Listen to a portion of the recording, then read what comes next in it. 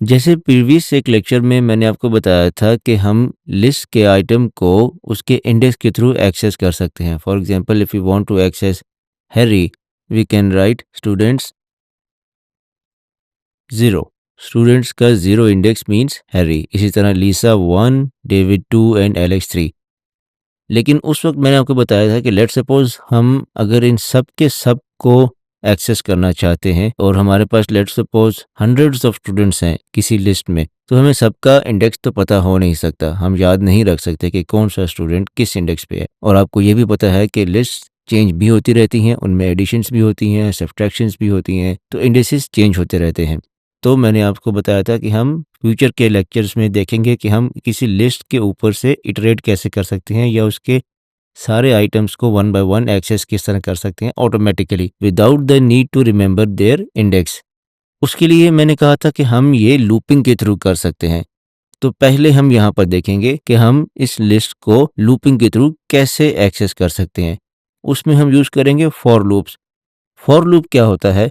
Let's suppose अगर हमने students की लिस्ट में से इन सब के नेम्स प्रिंट करने हैं बारी बारी और हमें वो फॉर लूप के थ्रू करना है, तो हम करेंगे for student in the list name that students and then colon. अब इसका मतलब क्या है?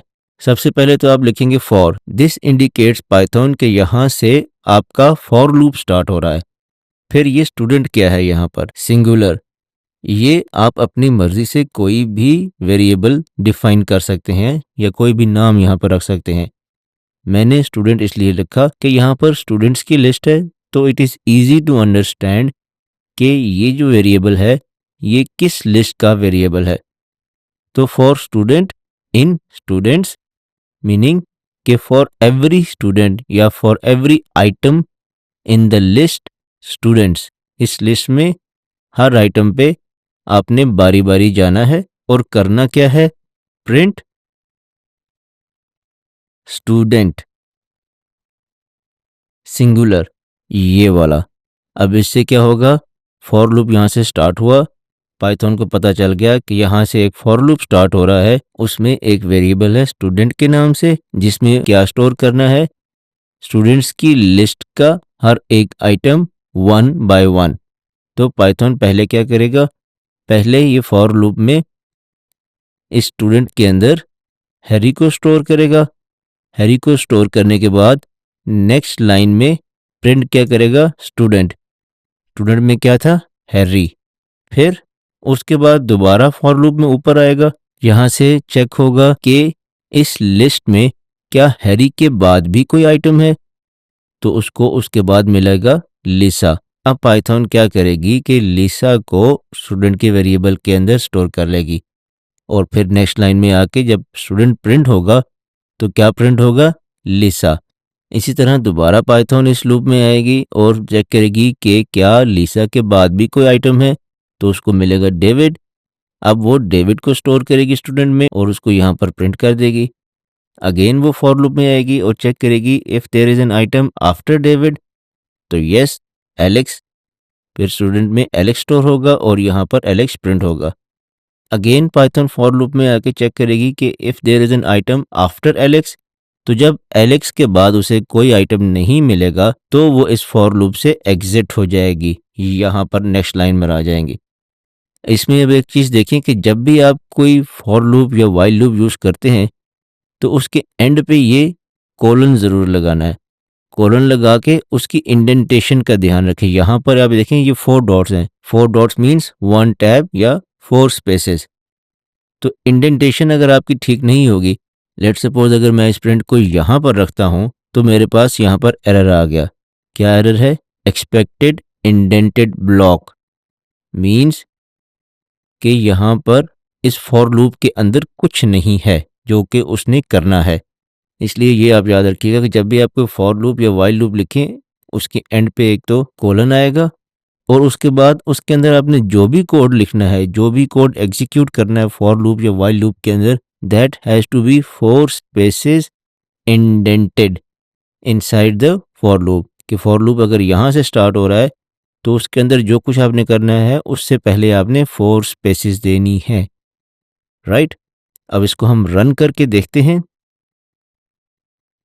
तो अब देखिए हमारे पास पहले हैरी प्रिंट हुआ, देन लिसा, देन डेविड, देन एलेक्स, और उसके बाद फॉर लूप टर्मिनेट हो गया। तो आपकी लिस्ट में चाहे 4 आइटम्स हों या 4000 हों या 4 मिलियन हों, जितने भी आइटम्स हों, आप उनको फॉर लूप के थ्रू इटरेट कर सकते हैं वेरी इजीली। और सिर्फ प्रिंटिंग नहीं हो सकती, आप कुछ भी कर सकते हैं। फॉर लूप के अंदर आप कोई भी कोड अपना लिख सकते हैं, but it has to be indented. ये इस इंडेंटेशन का बहुत ख्याल रखना है आपने। तो फॉर एग्जांपल हम सिर्फ यहाँ पर स्टूडेंट्स के नेम नहीं प्रिंट करते, हम कहते हैं कि हम उनको अप्रिशिएट भी करें, तो हम यहाँ पर ये भी लिख सकते हैं कि प्रिंट स्टूडेंट की बजाय एफ स्ट्रिंग यूज़ करते हुए स्टूडेंट का नाम विच विल बी स्टूडेंट, ये वाला, and then is a brilliant student. अब हमारे पास क्या प्रिंट होगा? हर स्टूडेंट का नाम plus is a brilliant student. Harry is a brilliant student. Lisa is a brilliant student. Same for David. Same for Alex. और ज़रूरी नहीं है कि यहाँ पर आप स्टूडेंट ही लिखें। यहाँ पर लेट सपोज मैं आई लिख देता हूँ, तो यहाँ पर भी हो जाएगा आई। अब हम इसको रन करके देखें तो see the same output as this. तो इस वेरिएबल का नाम यहाँ पर आप कुछ भी दे सकते हैं, लेकिन कोशिश कीजिए कि ऐसा नाम दें जिससे आपको देख के ही अंडरस्टैंड करने में आसानी हो कि ये वेरिएबल क्या हो सकता है। फॉर एग्जांपल अगर मैं स्टूडेंट लिखूंगा तो यहाँ मुझे देखकर ही समझ आ रही है कि मैं स्टूडेंट्स की लिस्ट में से एक एक स्टूडेंट को इटरेट कर रहा हूँ या पिक कर रहा हूँ वन बाय वन, और उसका नाम प्रिंट कर रहा हूँ और उसके साथ is a brilliant student print कर रहा हूँ। तो इस तरह आप किसी भी लिस्ट के ऊपर से इटरेट कर सकते हैं या उसके एलिमेंट्स को, उसके आइटम्स को, वैल्यूज़ को एक्सेस कर सकते हैं one by one with a for loop. तो आई होप कि आपको लिस्ट की इटरेशन की भी समझ आ गई होगी और फॉर लूप की भी समझ आ गई होगी कि आपने फॉर लूप किस तरह लिखना है। अब लेट सपोज यहाँ पर हम इन सारों को प्रिंट करने के बाद हम कहना चाहते हैं कि एवरीबॉडी परफॉर्म्ड वेल, तो वो हमें फॉर लूप के बाहर लिखना है। Otherwise everybody performed well will print out 4 times. तो फॉर लूप के बाहर आकर हम यहाँ पर आके लिखते हैं print everyone performed well in the exams. अब आप ये देखें यहाँ पर ये जो स्टेटमेंट है हमारी, every student Harry, Lisa, David, Alex is a brilliant student, ये हमारे पास फॉर लूप के अंदर है। लेकिन ये जो स्टेटमेंट है हमारी, everyone performed well in the exam, it is outside of the for loop. ठीक है, तो ये इंडेंटेशन से बाहर है, फॉर लूप के लेवल पर है, फॉर के लेवल पर। अब हमारे पास आउटपुट क्या आएगी? ये सारे स्टूडेंट्स का नाम and they are a brilliant student, Lisa is a brilliant student, Sarah, और आखिर में एक दफ़ा प्रिंट होगा everyone performed well in the exams.